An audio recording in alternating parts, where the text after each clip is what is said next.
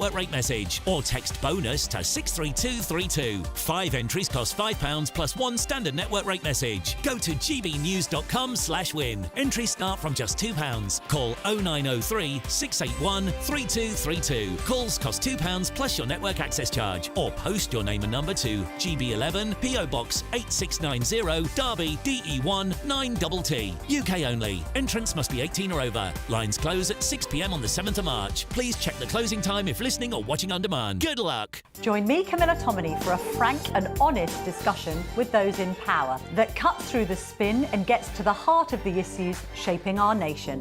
You haven't confirmed that you want to stand as leader, but you haven't ruled it out either. This report basically says that he's not fit to stand trial. Is he indecisive? Incompetent? I deliver the dose of reality Westminster needs. That's the Camilla Tominey Show at 9:30 every Sunday on GB News, the People's Channel, Britain's news channel.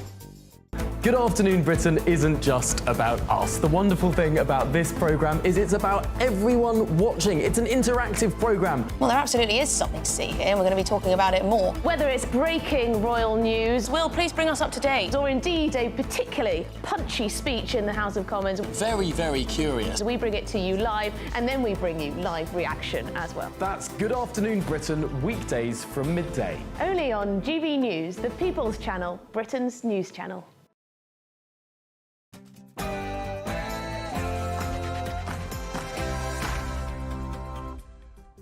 Hello there and happy Wednesday to you. It's 6 o'clock. I'm Michelle Dewberry and this is Dewbs & Co. Coming up tonight after months of this. We're very clear we want to stop the boats. Vote Conservative so we can stop the boats. To keep my promise to you, to stop the boats. If I had £1 for every single time Rishi Sunak said he was going to stop the boats, I'd have retired 10 times over by now. But anyway, Rishi Sunak now says he was wrong to have used that slogan because it was too clear-cut. Do we live in some kind of clown world, ladies and gents, or what? And speaking of borders, JD Vance will be giving a press conference about theirs. I'll be bringing you that live and asking you, do you think we could learn a thing or two from the MAGA administration on border control? And in this country, 1 million people do not speak English well at all. Is that okay? And in the budget that's not a budget in a couple of weeks, it looks likely that we might have to see cuts to welfare. Do you think that's the right approach or not?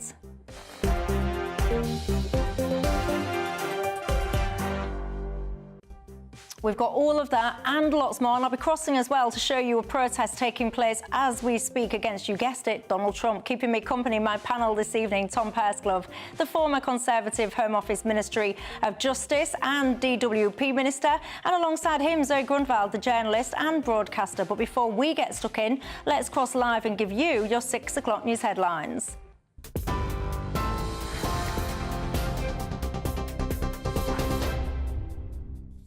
Michelle, thank you, and good evening to you. The news at 6. Well, the top story, Sir Keir Starmer has clashed with Kemi Badenoch in his first Prime Minister's question since meeting President Trump in Washington and hosting that significant Ukraine summit in London. The opposition leader earlier, though, challenged the Prime Minister on his stance on Ukraine and ties to the US president.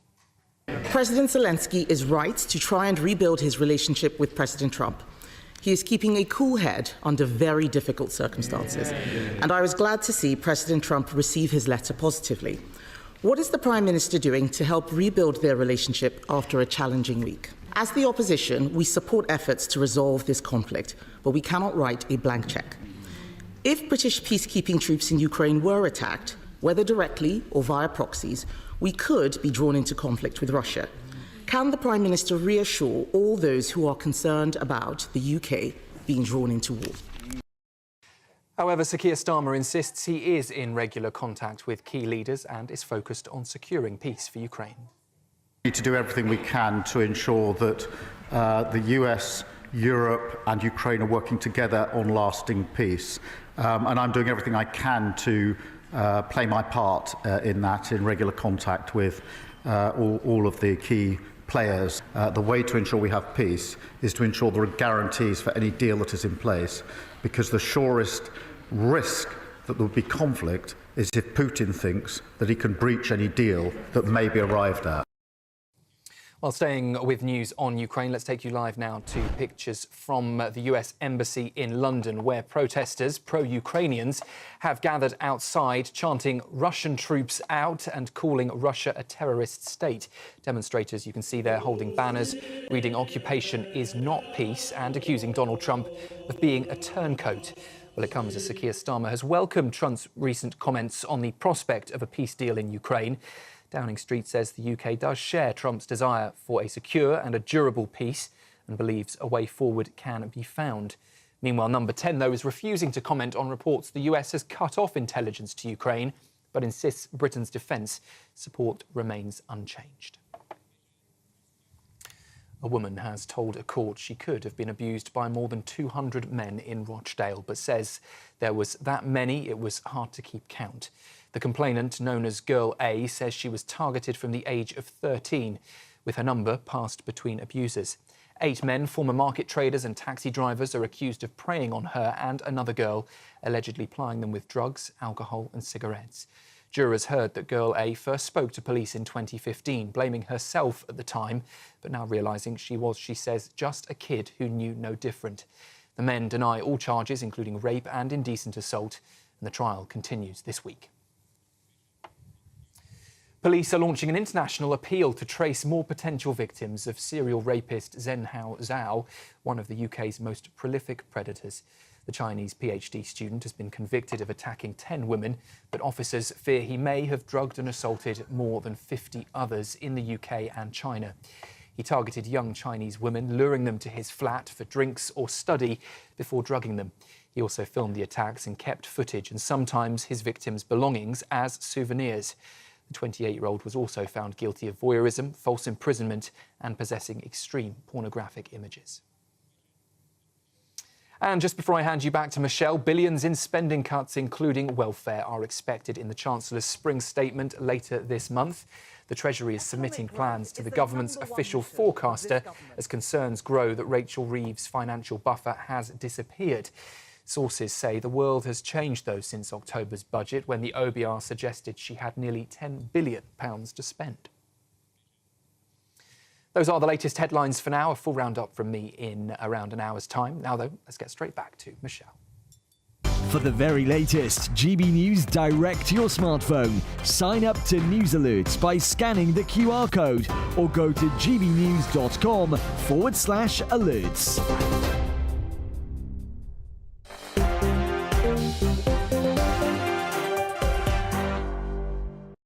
Thank you very much for that. I'm Michelle Dewberry. This is Dewbs & Co with you till 7 o'clock tonight. Alongside me, we've got a new face to this panel. We like those. Tom Perscliffe, the former Tory Home Office, Ministry of Justice and DWP Minister. Good evening to you. Welcome. Alongside him, returning face, Zoe Grundleveld, the journalist and broadcaster. Also very welcome to you too. And welcome to each and every single one of you. What's the weather like where you are? I cannot help but notice it's been quite bright, hasn't it? Certainly where I've been the last couple of days. It makes you feel so much better, don't you think? The daffodils popping up. Oh, it's nice, isn't it? That's what we want. I want you to join the conversation all the usual ways tonight. Get in touch. Email me gbviews@gbnews.com. Go to the website gbnews.com/yoursay. Or, of course, you can tweet or you can X me. But you've just been hearing in the headlines just then about that protest that is taking place as we speak. Let's cross live to it. Our reporter, Adam Cherry, is there. Good evening to you, Adam. What are we missing? Good evening, Michelle. Yeah, the protest is ongoing. It started at about 5:30. We're standing outside the US Embassy here in central London. We just heard from Labour MP John McDonnell, who attacked President Trump for his treatment of Volodymyr Zelensky in that now infamous White House clash a couple of days ago, saying that was disgraceful, calling for the total withdrawal of Russian troops. There are lots of people here with signs saying "Stop Trump," cancel the state visit, chants of Russia is a terrorist state. Still speeches ongoing at the moment behind me, including from some Ukrainian people echoing a similar sentiment. It's pretty contained, it's pretty civil, but people are very angry about the treatment of Ukraine and particularly, of course, of Zelensky, President Zelensky himself. And as I say, that's ongoing as we speak right now. Interesting stuff. Well, you will remain there, stay across it, and we'll cross back to you if anything changes where you are. It's a nice night for it. Anyway, I've got to say, it's very nice and summery, you see. That's what I was saying to you, really nice spring weather at this moment in time. Do you think Putin is sitting there watching those people outside of the US Embassy thinking, I've read that placard, I better get myself out of there? I suspect not. Right. And, you know, look, we're probably moving into protest season again, aren't we, with that better weather and the sun's shining and it's a lovely afternoon. Look, I happen to agree with the protesters about the comments last week in the Oval Office. I did think that they were intemperate. I did think that they were unhelpful, and in a democracy, I have no issue with people getting out there and expressing their opinions and making their concerns known in a civilised way. Yeah, I mean, the fallout was a bit unseemly, wasn't it? That 9-minute clip of the fallout. But I would be interested to see if any of those, or how many of those protesters actually watched the whole 50-minute press conference, because there was a lot of build-up to that. I don't think you should go around falling out in front of cameras. I think it's a little bit, you know, it's not very diplomatic, is it? But I do often wonder with these people whether or not they've got the full picture. We're due a potential state visit of Donald Trump. And when I look at protesters, I wonder, will we see, or what level of protesting will we see when that happens, that visit? Yeah, I think that'd be a really interesting question compared to when he was previously in the White House. I guess one key difference will be that senior members of Parliament who are now in government, including the Foreign Secretary, probably won't be front of the queue in the way that they were last time Donald Trump was president. But I do think that there are some really serious issues here in relation to Ukraine. People are concerned about that. And I'm actually really proud of the way that the UK has come together to support the Ukrainians in this conflict. The Legal Migration Minister did a lot of work around the refugee scheme. We've had amazing generosity with people throwing open their homes. And, you know, this is a conflict on the edge of the European continent, so we should be worried about this. And, you know, people will make their views known on it, won't they? What do you... I mean, we're going to come on because, indeed, that was your role involved in migration. We'll come on to that a bit later on in the programme. But, Zoe, where are you on these protests, what people are calling for when it comes to Putin as well? Well, I absolutely support people's right to protest. I think, you know, we live in a democracy and it's a good way that people make themselves and their opinions known. I can completely understand why people would protest saying stop Putin and stop Trump. I mean, Putin, obviously... is a, you know, everybody pretty much across the country has supported Ukraine and are supported against Putin's tyrannical invasion of Ukraine. And then, of course, Trump's behaviour towards Ukraine and some of the other things he's done domestically in the US are the sort of things that UK citizens would want to protest against. In terms of the state visit, I do think when it was offered, I can see why it was offered. I think the bargaining chip that we have traditions here that Trump is very fond of. We have the royal family. There are lots of reasons why a state visit would be a sweetening diplomatic tool for Keir Starmer, and Keir Starmer, I think, has done quite well to win Trump round. But I had a feeling this would come back to bite him. I just didn't think it would come back to bite him this quickly. You know, there are things that Trump will do that I think will enrage UK citizens, and therefore I'm not surprised that already we're seeing a protest about it. But you wouldn't suggest, or maybe you would suggest, that there shouldn't be a state visit for Donald Trump? I think it was a risky manoeuvre. I can see why it was offered, and actually it's something that I potentially would have said is quite a good idea. You know, as I say, he seems to quite like the sort of British institutions and traditions that we have, and I can see why it's something that Keir Starmer would offer. But knowing how erratic Trump can be, I had a feeling that offering it out would put Keir Starmer and the Labour administration in a compromising position. I just didn't realise it would be so quick. But do you think it should be revoked? Because a lot of people are saying... I don't think it should be revoked, no. Do you think it was the right decision to have this state visit for Donald Trump? Yeah, I do, actually. And whoever is in the White House, we have to work with. That is, you know, fundamental in the international geopolitical picture. And there are things that we as a United Kingdom should want. We should want to, for example, further our trading relationships. I campaigned to leave the European Union. I'm a big believer in us trying to get a trade deal with the US, so I support trying to further those conversations. And one thing that I would most definitely not disagree with Donald Trump on is that the UK and our European allies should be playing a greater role when it comes to NATO. I do think that people didn't heed the siren warnings for a very long time, right back to the Obama administration, about the levels of money that we were spending on defence. He's gone about arguing that case in an unorthodox way when you compare that to previous incumbents and to other politicians across the globe. But that was the key message that he'd been trying to get across, that he wanted people to step up. I think people find the methods quite unsavoury, often, relative to what they're used to from politicians. But I think that you can't really argue with the end that he was arguing for in saying that we ought to be doing more. And those are exactly the sorts of conversations that we can have on state visits. I find those placards there saying "Stop Trump," I think they're a bit daft, really, because if you want to stop Donald Trump, how... I mean, I'd love to get into that camera and ask that person who's got the Stop Trump placard at that protest there, if you stop Trump or try and get rid of Donald Trump, how do you think you're going to achieve peace in Ukraine then? Well, I think some people might argue that actually what Trump wants to do is shore up Russia's place in the world somewhat, and that would be antithetical to peace with Ukraine. You know, Keir Starmer said that Donald Trump, he believes he is fundamentally committed to peace in Ukraine. But some of the things that Trump has been doing, i.e. withdrawing intelligence from Ukraine, preventing military aid...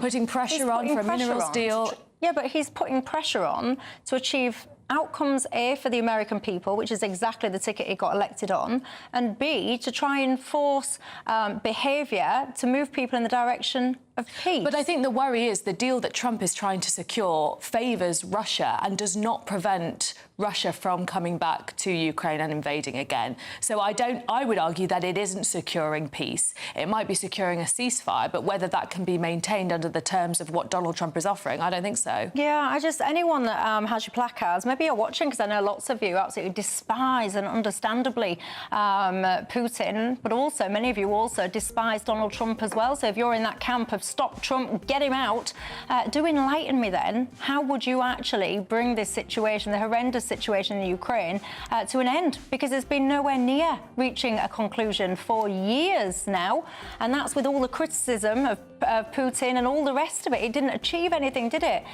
So do tell me, if you want rid of Trump, what you'd actually do to fix that solution in Ukraine. Speaking of the Americans, Vice President J.D. Vance, he is imminently going to be at the border of the US and Mexico, giving a press conference about their approach to border control and security. We'll cross live to that when it happens, and afterwards I'll ask you, do you think we can learn a thing or two about managing borders from the MAGA administration or not? But after the break, I want to talk about the borders in this country. Remember Rishi Sunak's mantra, stop the boats. He says now that he wishes he didn't use that slogan because it was a bit too restrictive and a bit too clear-cut. Right, I'll see you in 2.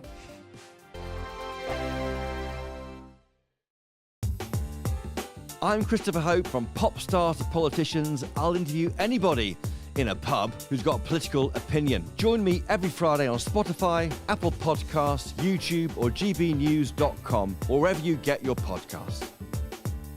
This is GB News, the People's Channel.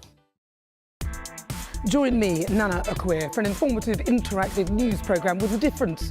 It's fun. No, he didn't say that, Dave.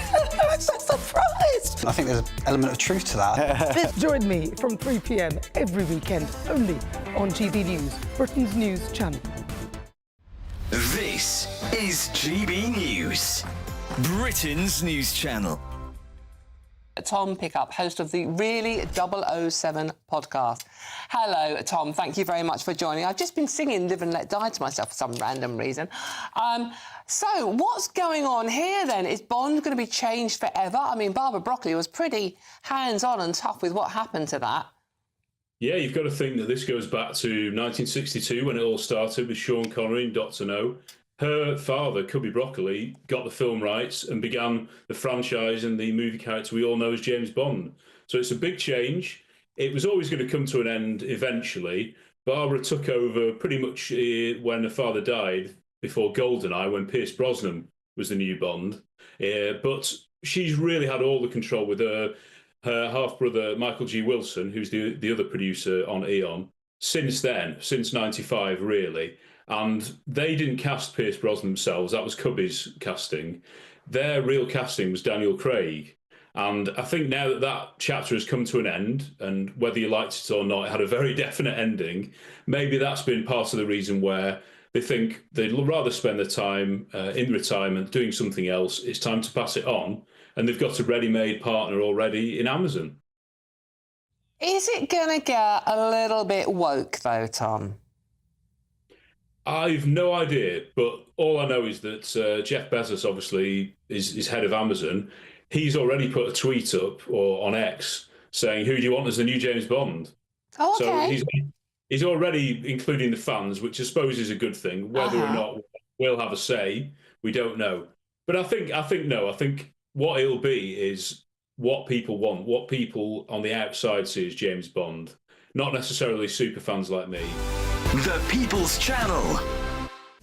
This is Britain's Newsroom, where your voice matters. It's just astonishing. With expert analysis and honest opinion, we don't just keep you informed. We bring you unique perspectives you won't see anywhere else. Can't argue with any of that. When the news happens, it happens here. On Britain's Newsroom, weekdays from 9:30 a.m. Only on GB News.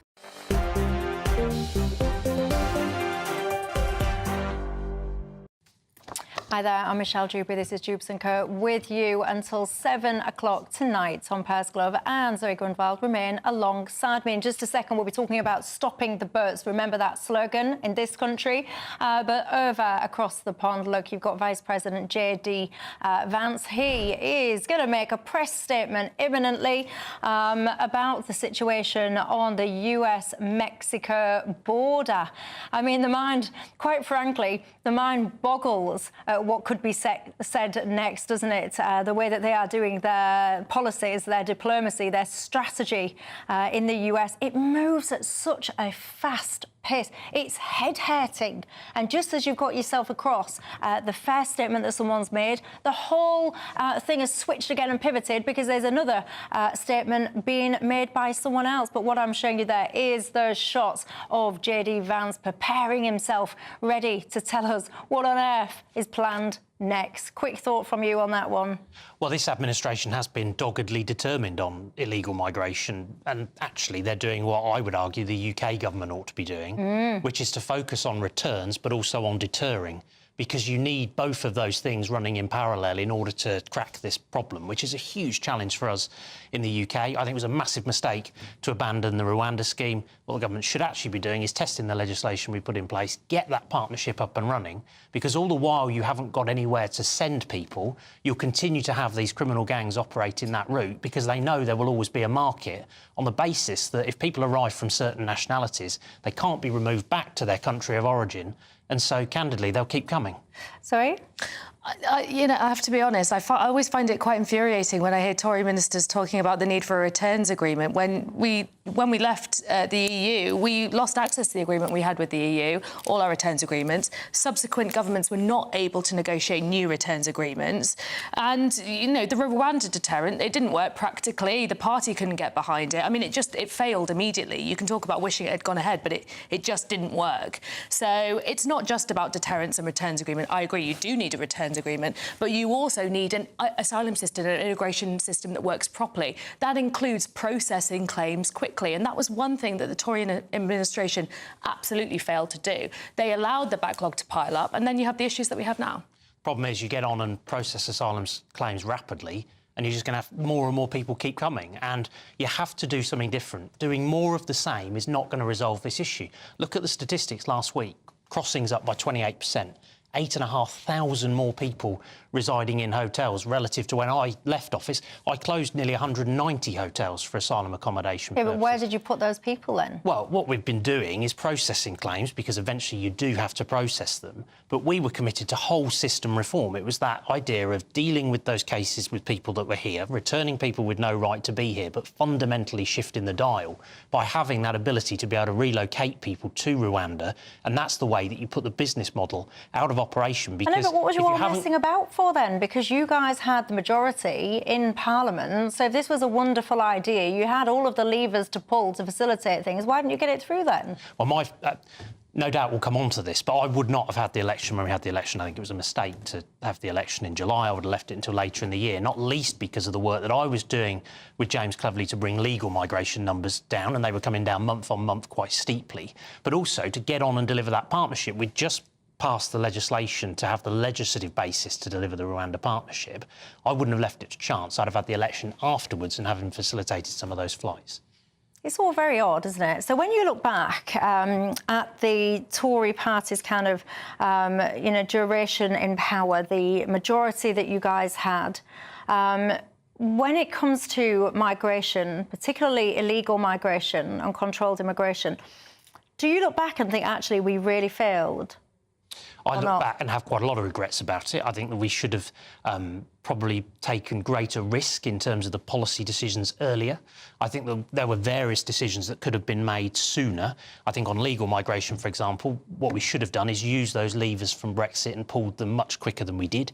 It was towards the end of the Parliament that we did that. That would have brought those numbers down sooner. And I think on Rwanda, again, I wish that we'd put the legislative base in place sooner to be able to deliver on that partnership. But then I think calling the election boxed that off. This government then arrived on day one and cancelled the whole thing. But it's left them completely exposed because they can't fundamentally do anything dramatically different.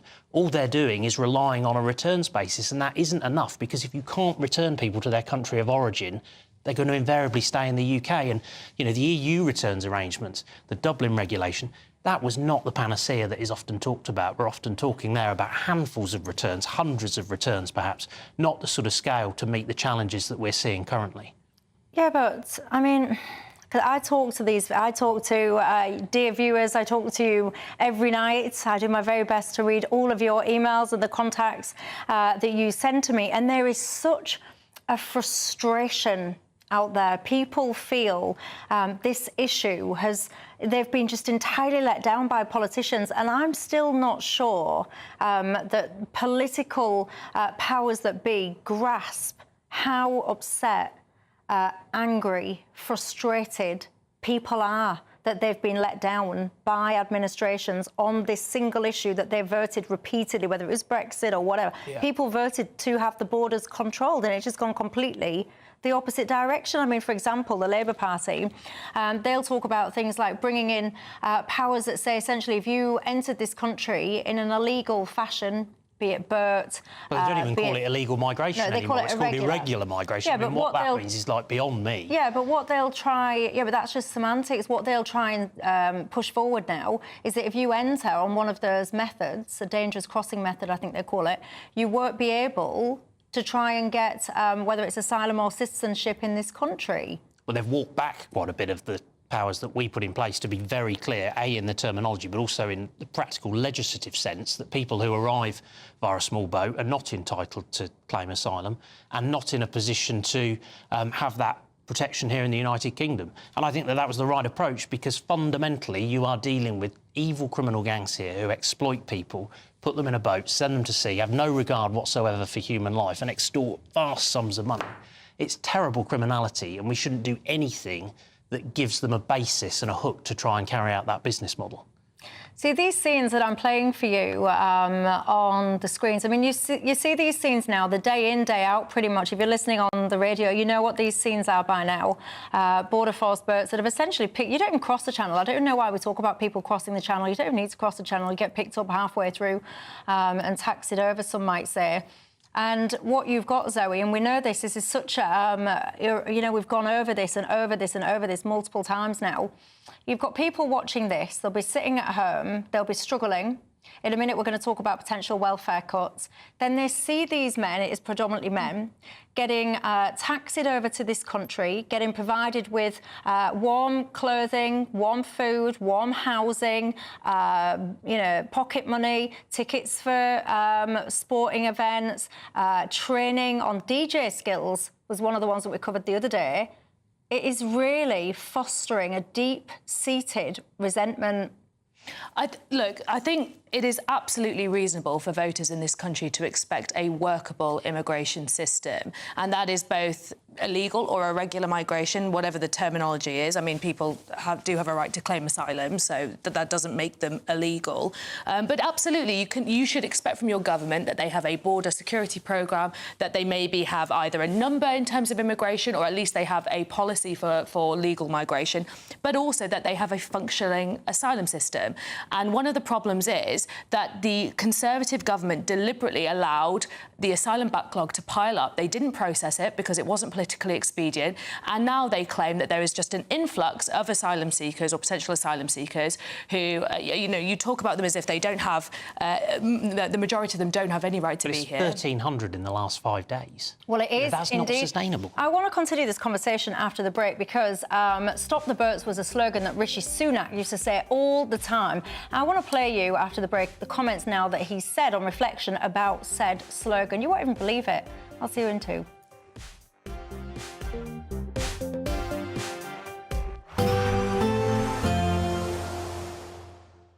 Ready to soak up that holiday sunshine? Won't we need some cover? No worries. All sorted. All Clear Travel Insurance sponsors GB News Travel Destinations Forecast. Whilst high pressure in the south of the UK brings sunshine, it will turn increasingly unsettled for Iberia, although mostly fine for Italy and for much of Greece, albeit with a keen breeze through the Greek islands into Thursday. There'll also be a freshening breeze through Sicily and some outbreaks of rain turning up here. But the most unsettled weather will be Iberia, particularly Portugal, through the rest of the week and into the weekend. Some heavy downpours, thunderstorms and strengthening winds. All Clear Travel Insurance sponsors GB News Travel Destinations Forecast. The latest GB News Travel. And a very good evening, I'm Johnny Ratner. Problems on the M8 in North Lanarkshire tonight. The westbound carriageway of the motorway partly blocked to junction 5. The Shotts Exeter lorry overturned and left debris all over the motorway. One to bear in mind if you're heading towards Glasgow tonight.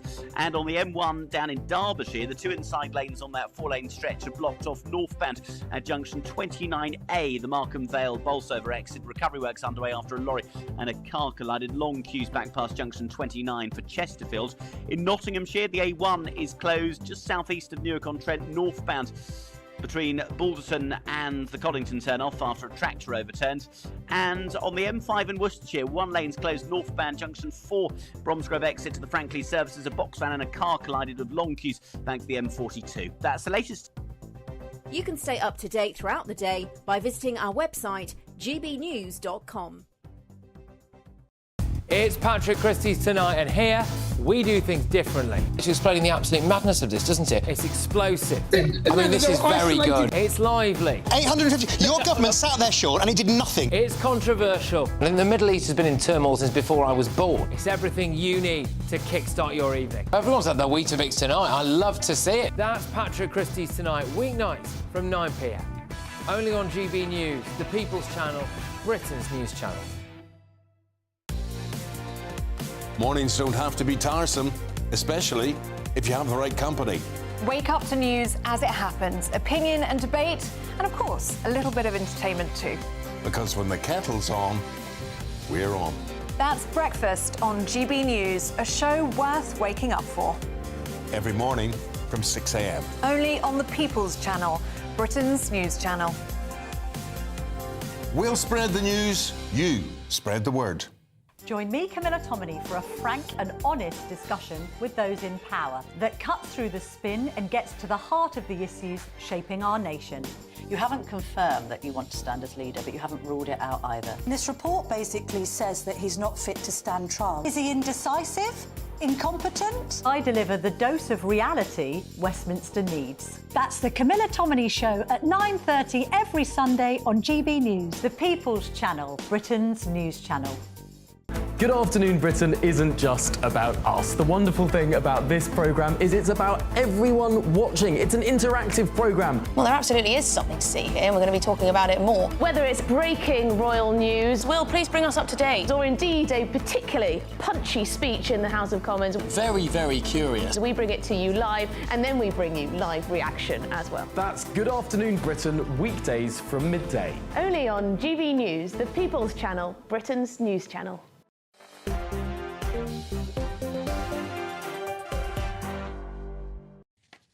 Hello there, good evening to you, Michelle, Dewberry, Dewbs and Kirtle, 7 alongside me. My panel, I've got Tom Perscliffe, the former Tory MP, and Zoe Grunwald, the journalist and broadcaster. We've just been talking about border control in this country. So many of you have got in touch, so many of you, and saying pretty much the same thing.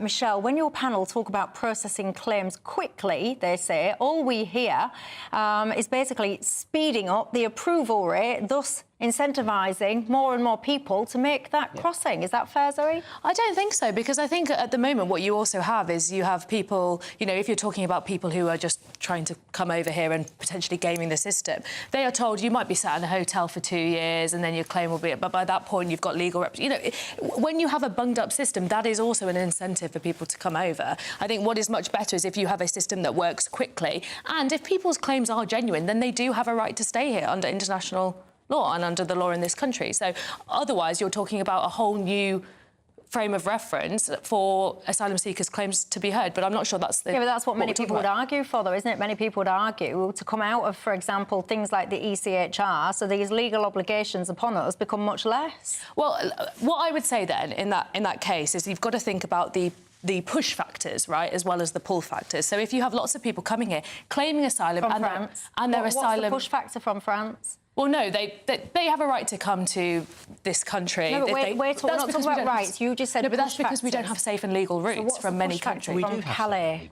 Well, no, they'll want to get to the UK, but they have to go through France first because there are no safe and legal routes. I mean, that is the system that the Tories created. We don't have safe and legal routes for a lot of countries. But those people in those countries still need to claim asylum. But but hold on, because the most recent year, correct me if I'm wrong, everybody, but I thought the highest country that they were coming from was Afghanistan, and we do have a safe and legal route from Afghanistan. So they will, but there are other countries where... But then that just proves your point then, doesn't it? Why? Because if the primary country of origin is Afghanistan and we have a safe and legal route for people in Afghanistan... Is it not only for certain... Is it not only for certain criteria in Afghanistan? You might know this. It is. It is only for certain criteria. Yes, but people there might be other risk. people who... Yeah, OK, all right, yes. But doesn't this just speak to the problem, though? That not everybody who wants to come to the United Kingdom can come to the United Kingdom. And it's actually not fair, on people who do play by the rules and who meet the requirements and who apply through legal migration routes to have other people who try and jump the queue. Actually, the best way of doing this, for all of the reasons of integration, is to have routes which we, have had established previously. And, for example, I would argue we've been very generous in response to the situation in Ukraine, and rightly so, in response to Afghanistan, in response to the situation in Hong Kong, those safe and legal routes. But actually the most effective way of doing this was in the David Cameron era, where we worked very closely with the UNHCR to bring the most vulnerable people to the United Kingdom to provide them with sanctuary, but to do that in a really managed way with smaller numbers of people, admittedly, than anywhere near the sorts of numbers that we're seeing crossing the Channel. And the problem with what Zoe's saying is it does absolutely nothing to stop the flow. Well, the flow is unmanageable. What I was going to talk about was also the push factor. So if you have people leaving their countries to come to the UK, there's a number of reasons for that. We need to look at things like cutting foreign aid. That seems to me to be perverse in these circumstances, because we know that foreign aid helps build up countries so people want to stay there and make a life for themselves there. If you cut foreign aid to other countries, people are encouraged to go and seek a livelihood elsewhere. I think you have to look at immigration and the immigration issue in the round. You have to look at both push and pull. But then, by your own admission, then they're economic migrants, then, aren't they? If you're saying that people are seeking a livelihood elsewhere, not necessarily. Not necessarily. I mean, you also have, when you have energy insecurity, you might have things like famine, war. You might have we're going to have increasing climate migration over the next few decades. Yeah, but you don't. Or do you think that the UK should essentially be the Wales refugee camp then? I think all countries should take a share of refugees. But I do also think we need to be looking at ways to stop people from leaving their own countries and building up their own countries as well, making sure they're safer, making sure that they're more sustainable. Yes, but Zoe, we're skint. In a second, we're going to be talking about removing money, potentially, from welfare claimants in this country. So people out there, they find it laughable and quite insulting, really, that we will all sit pontificating. How can we help foreign countries to have people in foreign countries to have better lives, while simultaneously making pensioners sit in the freezing cold with 15 jumpers on to stay warm in this country. There is money there. It's just not being accessed properly. We are not taxing the wealthiest people with those people with the broader shoulders. It makes me want to headbutt my desk. That. But it's true. How much more money do you want to tax wealthy people that already subsidise multiple other people when it comes to the tax that they pay in this country? Corporations that are paying minimal tax in this country but are making huge profits, companies like Amazon, to pay their share. I think people who are making extraordinary amounts of money and who are hiding their tax away should be paying their tax here. I think we should look at the way this country is balanced in terms of the economy, our needs. I don't think we should be cutting welfare payments. I don't think we should be cutting foreign aid.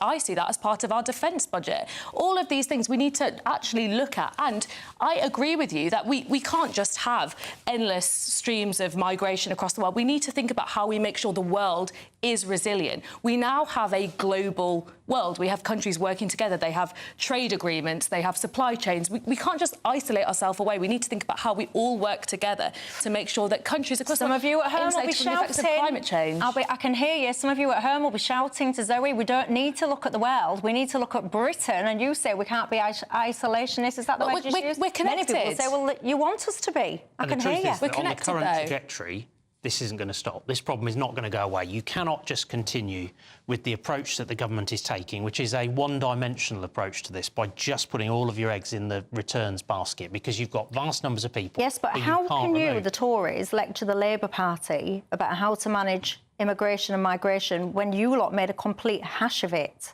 I wouldn't take you seriously if you was lecturing me if I was in the Labour Party. So we made mistakes, undoubtedly. But then how do you think then you can lecture the Labour Party on what to do then? Well, I base it on what we've actually seen in reality since the election, and that is that we've seen numbers up by 28%, making the crossing. We're seeing 8,500 people additional now in hotels relative to when I left office, having closed a lot of those asylum hotels. And I also look at the fact that it seems now that day to day we get more daft rulings that strain all public patience on this issue. You know, for example, the chicken nugget story of a few weeks ago, the case where, for example, 2 people couldn't be relocated or removed back to country of origin because of the climate in that country. Those sorts of rulings, or a role model was the latest one for a child where it's the awful, parent and it's was a insulting. criminal. It's insulting to your average hard-working Brit that feels that their life is their standard of living is in decline. They can see the rate and pace of change in their local communities, which they did not vote for, and it is infuriating to people. And I worry, actually, I really do worry. I got told off in the pub the other day. Someone thought I'd pushed in the queue, which I didn't. I hasten to add, I just didn't realise we were queuing in a certain direction. And people didn't like it because they don't like it. It's a very British value. You get in line, you wait your turn, you have patience, you respect the people in front of the queue, and you don't be a pusher-inner. And that's just at the bar. I mean, what do you make to all of this? I know what you all make to it because we actually speak about it often. Let me just quickly tell you this, though. Rishi Sunak, I've lost count of how many times he was saying, stop the boats. Listen to what is now said about that slogan. The way it was communicated wasn't quite right. It was too stark, it was too binary, and I probably should have put those priorities, which I still believe were the right priorities, in a better context for exactly how challenging it was. I mean, what do you even say to that? What do you even say to that? What do you say to that? Well, I was somebody who, in private, I was actually for a very short period of time under Liz Truss, the Minister of State for Immigration, and was moved by Rishi Sunak in the reshuffle to put Robert Jenrick in as the Immigration Minister. Perfectly reasonable decision to take. But the frustration for me is that I did feed in, that I thought it was the wrong terminology to use. I think it's far too simplistic in what it's saying. There are a lot of variables involved in this that are beyond your control. And one of the things that frustrates me, actually, about our politics is that a lot of the nuance in debate has been taken out of it, that often there's a big focus on clickbait. But the slogan is supposed to be catchy. Well, you're not going to have, like, well, that's right. But equally, it's what's measurable, what's deliverable. Time was against Rishi on this because of the fact that he'd only got an 18-month window maximum to try and deliver.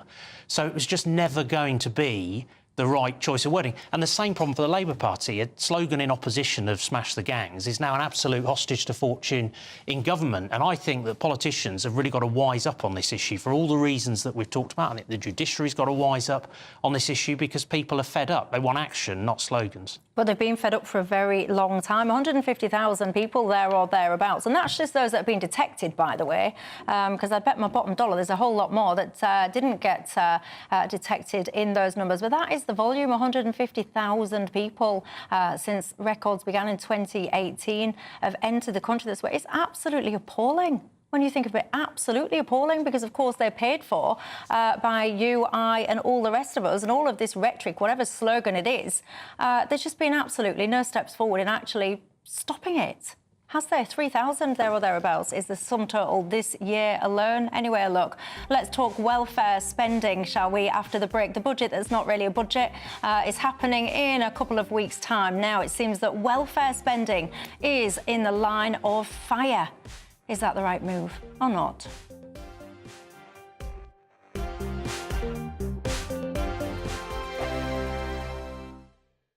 Hello again and welcome to the latest update from the Met Office for GB News. It stays clear in the south overnight, but with an increased southerly breeze, there'll be less frost and fog around. And it will also turn less wet and windy across northern parts of the UK. We've got a transition period with our weather systems. It's been unsettled in the far north, and it continues to stay that way across the north of Scotland, some parts of southwest Scotland and Northern Ireland overnight. Wet and windy weather continuing, but it does eventually turn drier from the south as southerly winds begin to turn up. Now, that increased southerly wind will prevent widespread frost and fog in the south, so a little less chilly first thing in parts of England and Wales, and most places will enjoy sunny skies during the morning. In fact, brighter skies are expected across central and southern Scotland with more cloud breaks about, but it continues to be wet and breezy in the far north of Scotland. Northern Ireland, a lot of cloud, but again here, something a little brighter is starting to emerge. For much of England and Wales, it's clear blue skies, but the first signs of a change on the way there for southwest England with a build of medium-level cloud. And through the morning into the afternoon, whilst we keep the sunny skies across the Midlands, eastern England, eastern Scotland, we'll see thickening cloud further west. And by the end of the afternoon, some showery rain into parts of Wales. Meanwhile, the rain pulls away from the north of Scotland, drier and brighter here and feeling warmer everywhere, temperatures reaching 16 to 17 or even 18 Celsius in the east.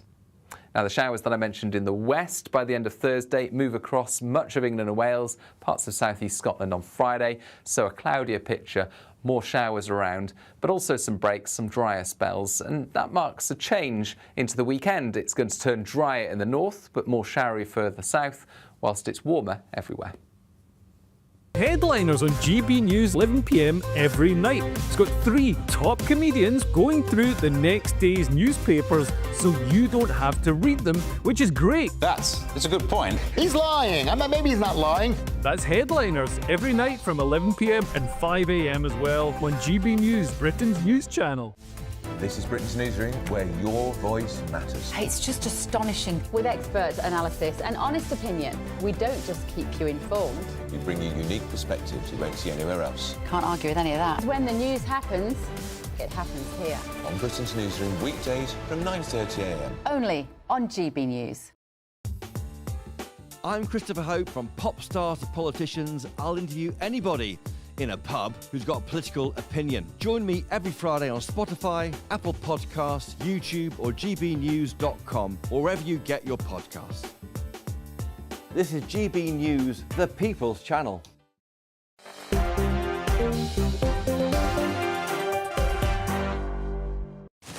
Hi there, I'm Michelle Dewberry. This is Dewbs and Kerr till 7 o'clock tonight. Tom Persglove and Zoe Grindelwald remain alongside me. Now, we know, don't we, that the budget that's not really a budget is coming up imminently. It's fascinating to see what is actually going to be inside this. There's been so many conversations about what it might look like. Well, we've been toying with whether or not there'll be spending cuts when it comes to welfare in this upcoming spring statement. And apparently, yes, there will be. Is that the right manoeuvre? This is all about trying to protect the fiscal headroom and balancing the books, essentially.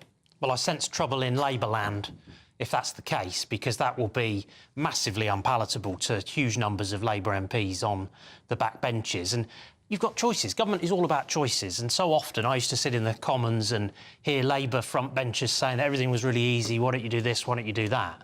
But government is to choose. And things like the Chagos deal, which is £9 billion, I think are really difficult to justify when you're talking about cutting public spending. I happen to actually agree with the government when it comes to trying to take forward the agenda around welfare reform. Mel Stride and I developed a system improvement which would be quite significant in terms of making it easier for disabled people and people with health conditions to access work, to try work, rather than having those work disincentives in the system, which I hope that they will take forward. But often it's making it harder to be able to take people on because of the national insurance changes, for example, that are seeing jobs just not coming forward, or when people are leaving, not being replaced. And I'm hearing that time and again in the conversations that I have with businesses. And of course, when we talk about businesses and hiring, we discussed this last night, didn't we? The Employers' Rights Bill, and particularly small businesses. That's making a lot of small businesses slightly more apprehensive about hiring as well, isn't it?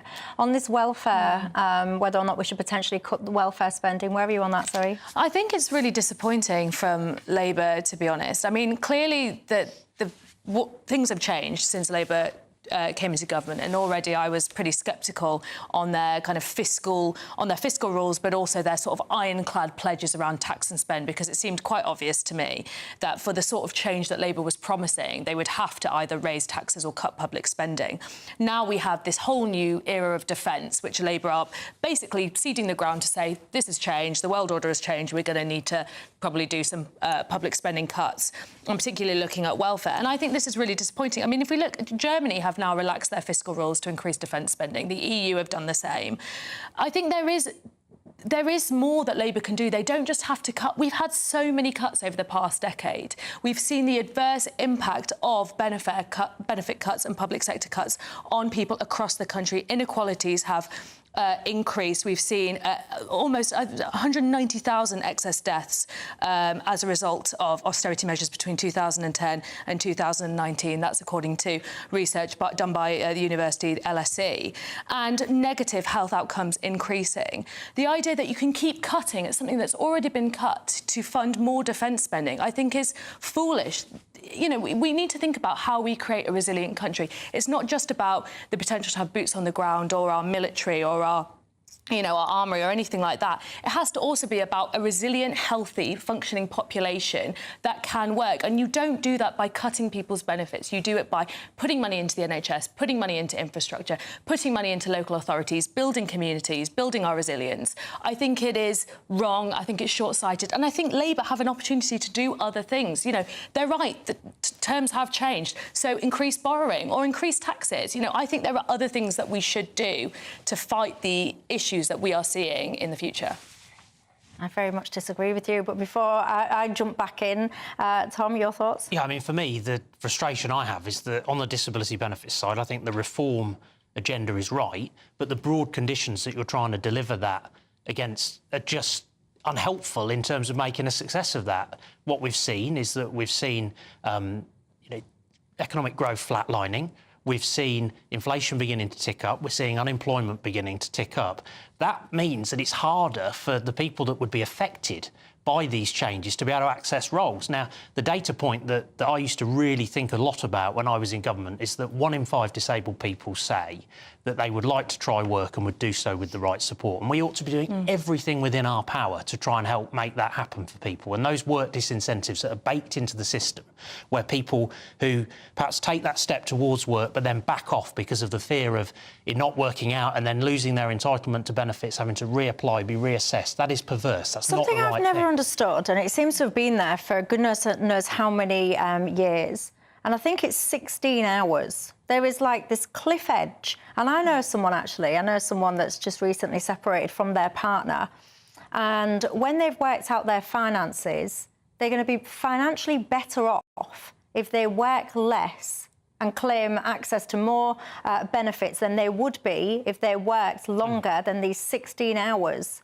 How is that? If that's the number, if I've got that number right, which I think I have, I'm sure it is 16, how is that even still a thing in our welfare system? So these are exactly the sorts of work disincentives that need to be got out of the system. No, I know they need to be gone, but I'm asking why they're there. Well, that will be, invariably, by the nature of government, the fact that you've had welfare reform on top of welfare reform on top of welfare reform that then leads to perverse disincentives within the system. That will be at the forefront of that, because so much of it is when it comes to those ambitions, and that was a big frustration of mine. It was a big frustration of Mel's, and that was why we wanted to deliver that welfare reform that is there. I would urge ministers to get on and deliver that, because it will have a transformative effect in terms of being able to structurally support more people into work, but also the sorts of work that we were doing around the Workwell partnerships, trying to have that supplementary support alongside health systems to keep people closer to the labour market, and to make sure that what was happening was far too many people dropping out of the labour market on the back of ill health, stopping that from happening in the first place, and trying to look at these challenges in a holistic way, because so much is determined in life by having a job and having a roof over your head. And so the more that you can do to support people to stay in work and not get into that unemployment queue in the first place, the better it is.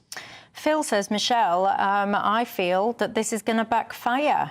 You're saying that Labour's core voters seem to be continuously attacked, whether you're saying it's pensioners or now potentially people on benefits. You say that the winners of this will be the Reform Party.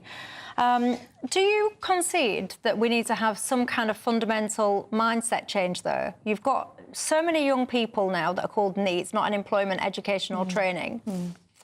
And if you're young and you've got into the mindset and you're healthy and you're physically able to work, you don't have caring responsibilities, you don't think you should ever be able to choose to live on a welfare state, do you? Well, I mean, I think there is clearly an issue here where we have more and more people in out of work when they could be working, and I think part of that is, as Tom says, is the NHS, but it's, you know, also making sure that work pays properly, and I think Labour's Employment's Right Bill could be a step forward to doing so. But there are clearly other things we need to do as well to prepare people for the world of work, and, you know, we know there's a massive mental health crisis amongst young people as well. In fact, amongst most of the population, mental health services are underfunded. I think, Tom, you are right that we need to look at this holistically. I don't think cutting benefits money is the way to go. What a pickle we seem to have got ourselves in, ladies and gents, in this country. Ross says, Michelle, yes, there should be cuts to welfare, and there should be massive cuts to the net zero agenda as well. We'll see a cold snap, which will quickly develop into a warm front. Boxed Boiler Repairs, sponsors of weather on GB News.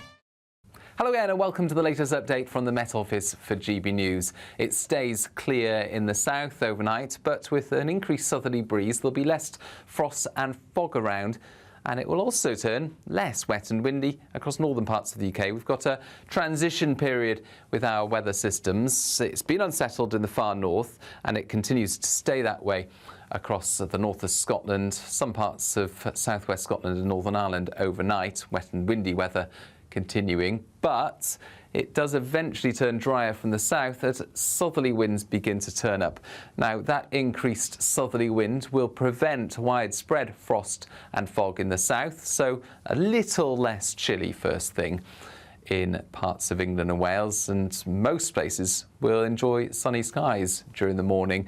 In fact, brighter skies are expected across central and southern Scotland with more cloud breaks about, but it continues to be wet and breezy in the far north of Scotland. Northern Ireland, a lot of cloud, but again here, something a little brighter is starting to emerge.